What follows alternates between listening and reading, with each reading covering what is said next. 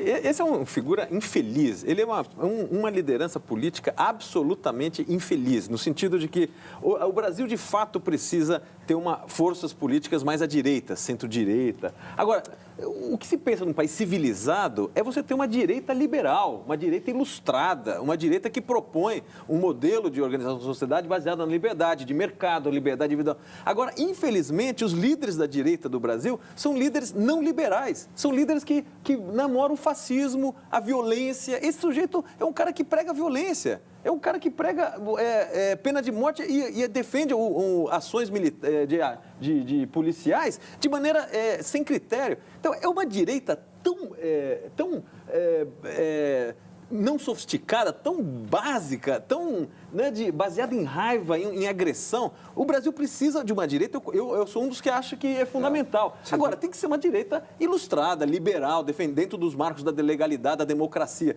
Não um sujeito que fica brincando com o regime democrático, com o regime de direito, com o direito das pessoas. Eu acho que, infelizmente, o Brasil, na ausência de uma direita um pouco mais sofisticada, que não está se organizando no país, abre margem para essas lideranças. Eu acho de uma infelicidade. Ainda bem que uma minoria, a absoluta minoria, não faz irrelevante para o processo. Mas é triste você ver que a direita se associa com uma figura dessa e não com uma figura de um sujeito de direita sofisticado e liberal.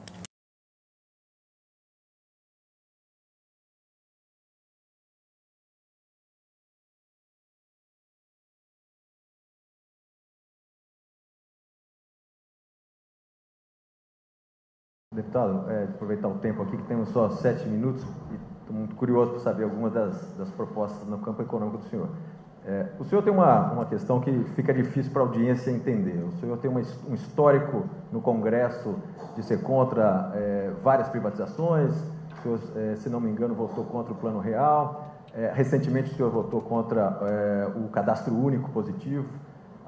O senhor, quando faz referência ao processo de desenvolvimento do Brasil, sempre se refere ao período militar, que o senhor deve saber que foi o período que mais criou estatais no país, né? Então não tem nada a ver com o discurso, e aí que vem a minha pergunta, não tem nada a ver com o discurso que o senhor faz, em particular vinculado ao Paulo Guedes, que a gente conhece, assessorou lá a equipe econômica do Pinochet, foi um extremo liberal, é o oposto, exatamente o oposto do que foi o regime militar brasileiro, talvez 180 graus do que foi o regime militar brasileiro, do ponto de vista econômico, sendo que o resultado foram os opostos, né? Aqui, o regime militar brasileiro, que o senhor toda hora cita, entregou o país com uma hiperinflação, com um problema fiscal cavalar e com uma participação do Estado na economia, talvez a maior da história do Brasil, né? É no período democrático que a gente tentou corrigir a superinflação, corrigir a questão de fiscal e, de alguma maneira, implementar alguns projetos que têm a ver com desenvolvimento mais sustentável. Como é que o senhor explica essa contradição? O histórico do senhor e as referências no discurso são muito estatista, muito anti-reforma, muito anti qualquer tipo de liberalização do processo econômico, e aí o senhor vem e fala que o seu principal assessor econômico é o Guedes, que é um ultraliberal que defende, inclusive, a privatização da Petrobras. O senhor precisaria se posicionar, nesse caso recente da greve dos caminhoneiros, que foi parte greve e parte lockout, o senhor acabou apoiando essa greve, esse movimento. E aí resultou num tabelamento de preços, subsídio ao diesel e, simultaneamente, nós tivemos um problema de concorrência vinculado a esse modelo de tabelamento. O senhor poderia explicar um pouco melhor a visão do senhor? Sem problema nenhum. Primeiro que o ser humano evolui. Você não está falando você não está se referindo, com todo respeito, a um troglodita. Plano Real, votei contra, sim. Lá naquela época, 94, a inflação de janeiro e fevereiro de 94 foi expurgada apenas para os militares das Forças Armadas. Sou capitão do Exército, tentei negociar com a equipe econômica o mesmo tratamento para os servidores públicos. Não consegui, votei contra. O que podia fazer? Questão do cadastro único. Não temos qualquer garantia do sigilo dos cadastrados. Zero. E até falei lá, por que não pode? O pessoal faz emenda na perna, faz emenda e bota aí, que eu voto favorável. Vou mandar o MP depois. Não mandaram ainda.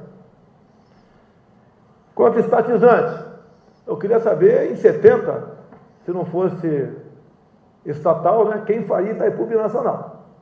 Responda isso. Quem faria se não fosse o governo federal? Agora, tire as obras de infraestrutura do período militar e veja o que sobra do Brasil. Não sobra nada do Brasil. Me aponte uma grande obra do Sarney para cá. Não defendo estatizações agora, não. Questão de Pinochet. Bem, se for falar em política, lá tinha 30 mil cubanos quando ele entrou. E foi feita uma política econômica diferente do que está aqui, tanto é que deu certo. E muitos economistas que temos no Brasil hoje participaram, naquela época, né, da política econômica de Pinochet. Caminhoneiro, eu acompanho há 2 anos. O governo não tem órgão de inteligência. Acabei de falar, a inteligência do governo é cubana e venezuelana. Acabei de falar isso aí. Ele não foi pego de calças curtas. Estive em Gramado com os caminhoneiros, estive no Rio de Janeiro 2 vezes, várias vezes em Brasília também.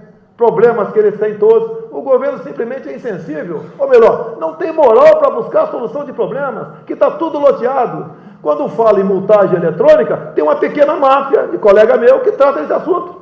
O senhor anda 70 por hora lá em Leblon, Copacabana, que não tem passarela, e mas na Rio Santos tem que andar 40 por hora. Por que isso? A indústria da multa. Isso pesa no bolso do caminhoneiro, das empresas, pesa na inflação no final do ano. Tá? A questão da roubo de cargas é hoje que vem tratando esse assunto. O pessoal fala que eu estou errado, mas a política deles é continuar o dinheiro de custódia, uma equivocada política de direitos humanos, é uma preocupação enorme com o encarcerado, é não reduzir a moralidade penal, tudo é progressão de pena. O bandido é um coitado, o desgraçado somos nós. Então chega uma hora que explode o negócio. Apoiei sim, fiz vídeo. 4, 5 dias depois fiz um outro vídeo, e sempre falando em não obstruir rodovias. Eles não fizeram. Quando começou a infiltração, a obstruir, reforcei, pedi para eles, seria um gesto de altruísmo, etc, etc, deixar o movimento. Ganhei antipatia de metade deles. Não fui para a pista em nenhum momento. Agora, o governo não tem capacidade para se antecipar a problemas. É um governo omisso. É um governo que não se expõe. Com que moral vai se expor também, né? Dessa forma de fazer política, não toma lá da cá, como é que vai fazer uma política sadia para o seu país? E as mudanças acontecem. É natural. Muita coisa que se fosse hoje, não teria feito ontem com toda certeza. Deixa eu pegar então o último minuto aqui e voltar para um ponto que também acho que é uma questão permanente sobre a sua candidatura, deputado, que é a questão da governabilidade. O senhor se referiu aí a montar uma bancada, talvez ad hoc, né, a posterior a tomar a posse. Mas a gente precisa lembrar, talvez, um pouco o histórico, vou ser bem rápido. O histórico do senhor foi aprovar, ao longo dos 24 anos, 1 ou 2 projetos, o senhor nunca liderou uma comissão, relatou um projeto importante. Como é que de uma hora para outra o senhor, que em 24 anos não conseguiu montar uma coalizão mínima, conseguiria no dia 1º de janeiro? A pergunta é complexa, Jair, mas infelizmente o tempo é curto. Como é que são escolhidos os líderes de partido, vice-líderes e presidentes de comissões? É a maneira como é escolhido. Se eu tivesse participado dessa coalizão toda, talvez tivesse preso uma hora dessa. Essa é a forma de fazer política também. Me desculpa aqui, é verdade. Falam sobre, violência no Rio, o cara não fez nada. Se eu tivesse feito algo com o Cabral, estaria jogando dominó com ele em Bangu. Que a maneira de fazer política atualmente é essa. Essa é a verdade que o povo brasileiro não está acostumado a ouvir.